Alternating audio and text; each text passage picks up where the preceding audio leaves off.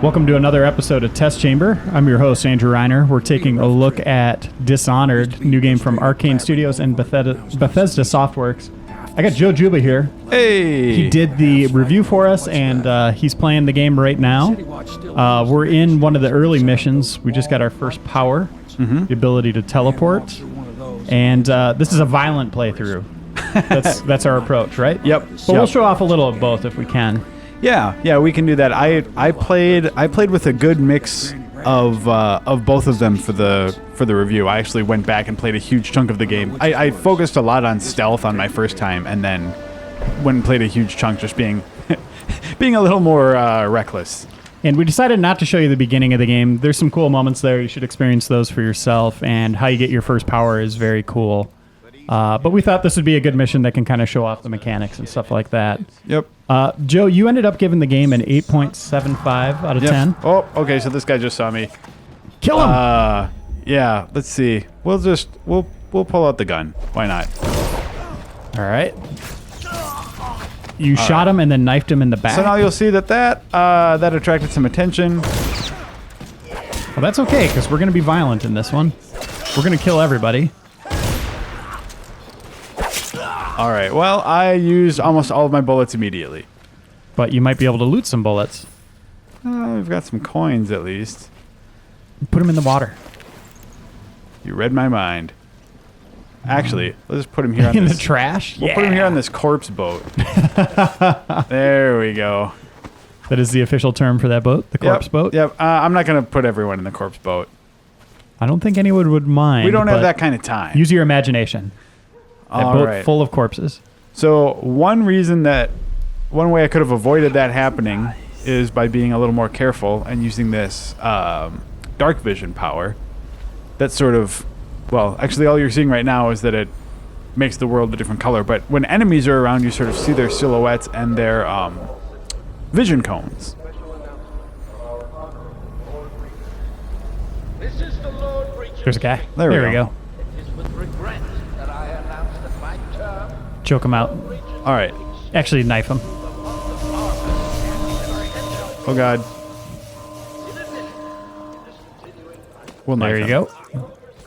So if you just wanted to choke him out, that takes more time, right? Yeah, it takes a little more time, but you get the sort of satisfaction of not murdering everyone. So there's these notes all over the place. Yeah, and I've really been enjoying reading the fiction. Like, there's been some really great entries that they've had about fleshing out the world and the people in it. Joe, tell us about this chaos system. So we're killing everyone here, which obviously is going to give us a different ending at the end. Right. So the way the game sort of judges your actions is by there's high chaos and there's low chaos. So if you play through and just like murder everyone, that results in the city sort of being in a state of high chaos. But if you're more stealthy and you get through without getting detected and without people finding a bunch of bodies and all that kind of stuff, and without killing people, then what that does is actually the game is a little bit easier if you go for low chaos. So we can't get that yet. So this heart points out where charms are. Right. So and charms are things that you equip for passive bonuses, and runes are things that you use to actually improve your abilities and sort of power up your character. Oh, be careful. There's fall damage. Yeah. So now I don't know if this is the way you're supposed to do this. I think it looks like the right way. But and the controls are amazing. I love the lean. I don't know how much you use that, Joe. Yep, a fair bit. Well, show that here. If you hit the Y button. All right. So if you hit Y, then you can just kind of lean out. But it gives you a great view. It's not just this subtle, gesture. You're actually seeing a lot more. I also like the idea of leaning off of a precarious pipe. He has amazing balance. Yeah. So, let's get that out of there. Oh, good idea. That will do it. And warp that way. All right. So those are the two abilities we have, our dark vision and the ability to warp. Yeah, and now we got a bone charm. So this is how these work. Those are passive bonuses that you just sort of equip. Oh, so now, boom, we will regenerate a little faster. There are these sort of things, these books all over the place that when you close, it's nice because they're just added to your journal. So if you don't want to read them at that particular moment, you can always just go back and read them later. Rat. Yum, yum, yum. All right. So I tweeted, people thought I was talking about Fable when I said I was enjoying collecting coins in a game that you wouldn't expect, and they thought I was talking about Fable the Journey. It was actually this game. There's a lot of exploration and hidden stuff in the environment. A lot of them are just coin pouches or little things that you can collect. But you use that to upgrade stuff at shops and stuff like that, and buy arrows and bullets and all that stuff. So there's a good reason to do it. All right. And let's talk a little bit about Dunwall here. Obviously, there's some weird stuff going on with the paint scheme with red and white. Yep. What does that signify? I don't know. I mean, it's just that's just like the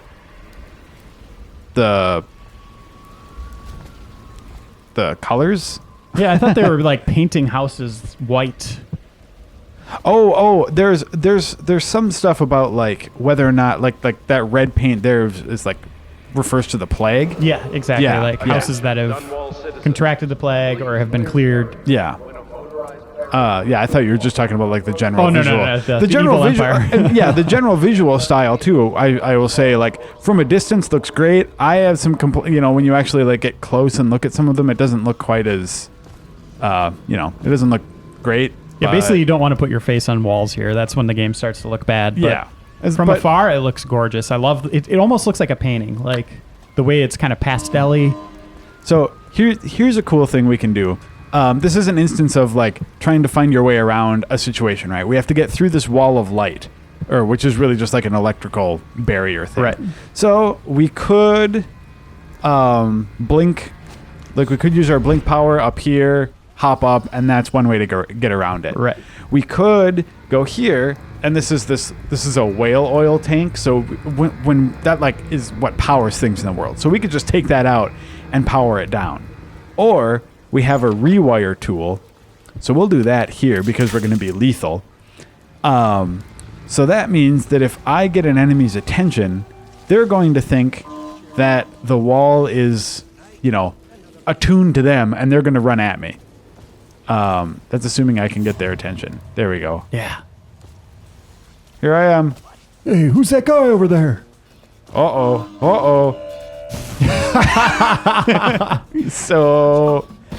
So only one of them will go through that, right? They're not all going to do it? We'll see if the other guys fall for it. No, probably they look not. pretty intelligent. Yeah, they're going to throw stuff at you. Yeah, which also gets vaporized by the wall. So, and just for your own reference, if you're trying to balance high chaos and low chaos, it counts as you killing someone if you rewire a trap and they die. Yeah, I'm going through the first playthrough. I'm going to play it twice. First playthrough, I'm just going to kill everybody. I'm going to have fun doing that, using the rat swarms and all that stuff. Yep.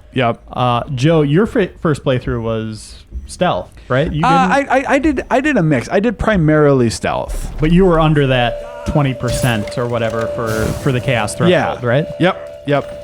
So I just used a sleep dart on that guy and a sleep dart on that guy. Now all I have to do is wait for him to go down. Can you kill them once they're down? Oh, absolutely. Throw them through the barrier. That is a great idea. Let's see if that works. Oh, man, that's amazing. Wow, did you see his foot? Yeah, do it again. That feels good. Okay. We'll just hollow this guy around for a little bit. Who is it? Just a drunk? Yeah, just some dead guy. There are lots of those people in Dunwall. Well, they don't have enough corpse boats. So let's see. Let's see if I can get this to work. This is one of the cool ways that blink can work. Is just get you up to someone quick. Oh, now of course. Let's grab. Turns out whale oil is highly flammable. So yeah, so that worked. And now we can just try and do... Okay. All right, so I did a good counterattack.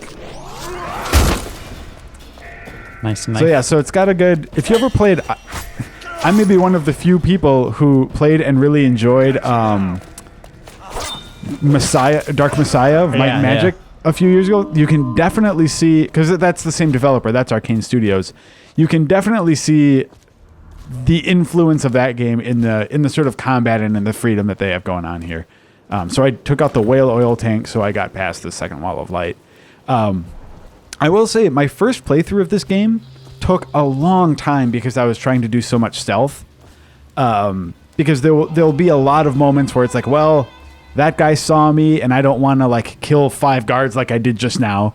So I better reload. So if you're playing through like action heavy, I would say you could probably get through it in, my guess would be like 8 to 10 hours. If you were going more stealth focused, probably closer to 15 to 20.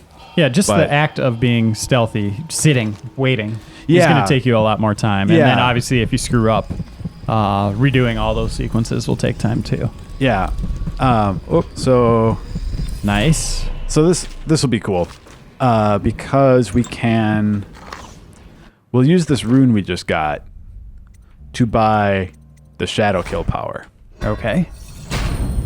This is so the powers up here are active powers that you sort of have to use. The powers down here are passive boosts that just you buy them and then you get the benefit. This is another way we could have gotten past that wall, wandering down here. So now we're going to see that shadow kill power in action. And you could have picked that guy's pocket. Yeah, but turns out when you kill him and he just drops his stuff, there's that. All right, so now we'll see if we can make this happen. Yeah, the targeting system's kind of weird. I kind of like it. You see how it's kind of bouncing around like that? You can improve that, which is one of the upgrades I did already. Yeah, you can modify like the auto targeting and stuff. It's pretty generous. You don't have to be like super accurate all the time, especially in a game like this when, for me anyway, I was playing so deliberately that you almost always have the time to aim. I'm really whipping up the crossbow when a bunch of dudes are around me. I'm looking for the whale oil tanks or my grenades or something like that. So we're going to go in here. Yep. So this is further on into the mission. So how much side content is there? Obviously, it's so far from me playing it, it's very driven, very...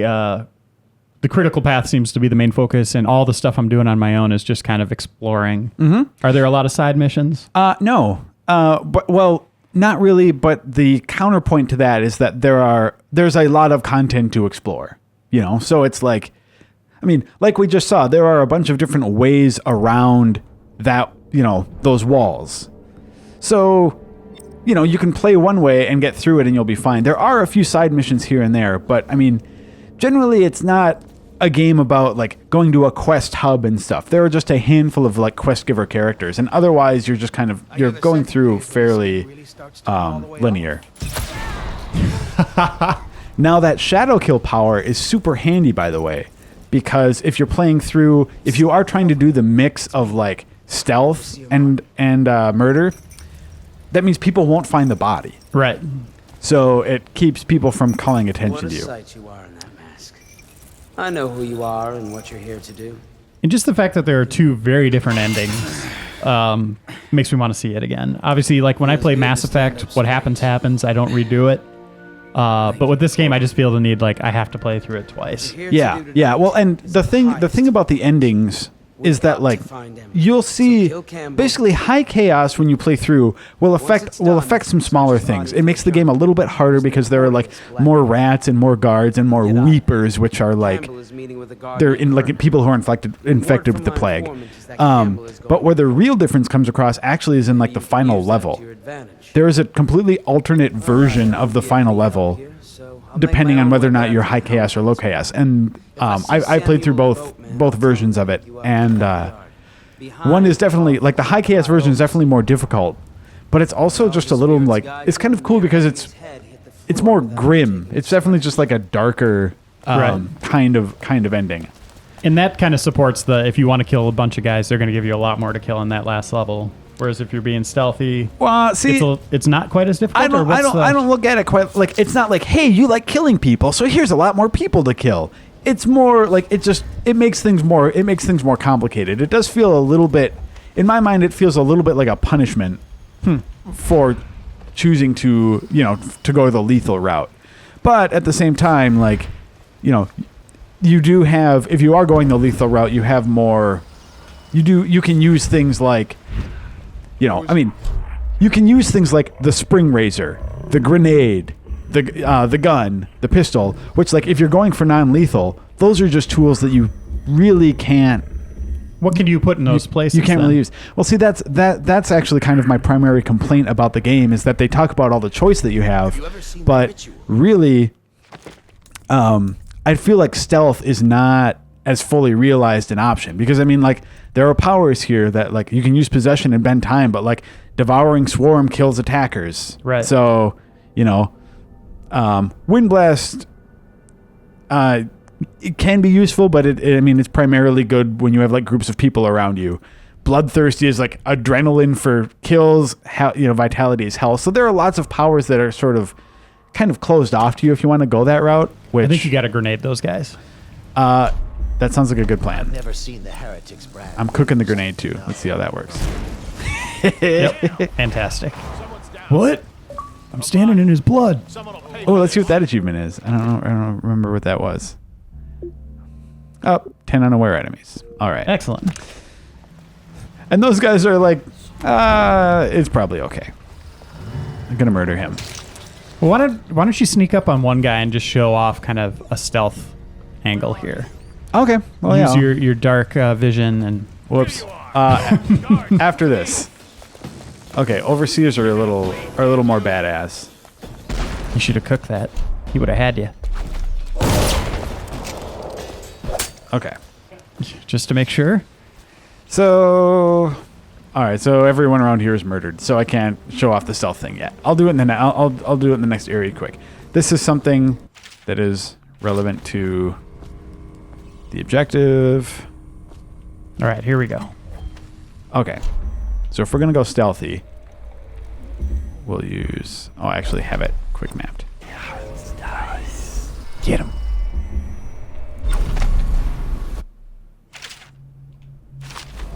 Okay. And you can kill him, of course, or let's choke him out. Well, Sleep dart is the pure gold of the stealth playthrough. Since it also helps when they're down, because they don't disappear into ash when you don't kill them. right. It's helpful to hide the body. So you got to do some of that. So what are your thoughts on Corvo as a protagonist? Obviously, he's silent. He has cool gear and abilities. Yeah, it's one of the. He's cool. He's cool from player perspective. Like he's fun to control. From a character standpoint, they kind of leave him as sort of the faceless hero in some ways, which is actually for me also kind of disappointing because his design is so cool. Like that mask looks awesome, and I kind of wish they would have done more to kind of put him center stage like that. Right. But and you will see him, I guess the inside of the mask, you see him putting it on every once in a while. Yeah. Which is kind of terrifying how many little gizmos and stuff are inside of it and moving pieces. But yeah, and even though oh god, you hear this all the time. Think you'll get your own squad? I believe so. Even though Corvo is like, the protagonist, the other characters are really the ones who sort of, like Emily, is one of them. Oh god. Did he see you? No, he didn't. Okay. Get him. Emily is more of a, fully realized character, and some of your other allies and stuff too. Right. So the world and the story still manages to come alive through those people. Okay, I don't know how he's not seeing this. As you were choking that guy out, could you drag him, or are you stuck? You're pretty much stuck, I think. Okay. All right. We'll Yeah, you'll get to know Emily right at the beginning of the game. So those guys have steel masks, so they're a lot harder to... Get out of there, Joe. Oh, actually, I think there's an achievement for throwing a live grenade back at him. I should have tried for that. But anyway. All right. And we'll I think, just get up here and then we'll call it a day, I think. Yeah, that sounds good. We've actually, we've played through a healthy chunk of this mission. And here's a pro tip for you: always keep the heart out. It looks like to look for those runes, right? Yeah, you definitely want the runes and the bone charms. Like those are your key methods of advancing your character. Oh. So looks like you did a flip there. That was a powerful gun. So when you get people grouping up on you, combat gets a little difficult. But if you can sort of manage it, it's a lot of fun. Well, I think that's a great look at the game here, and as Joe gave it an 8.75, what a great week for video games. We have XCOM, which I'm absolutely adoring, and then obviously Dishonored. Thanks, Joe, for joining me, and we'll see everyone next time, hopefully next week on another Test Chamber.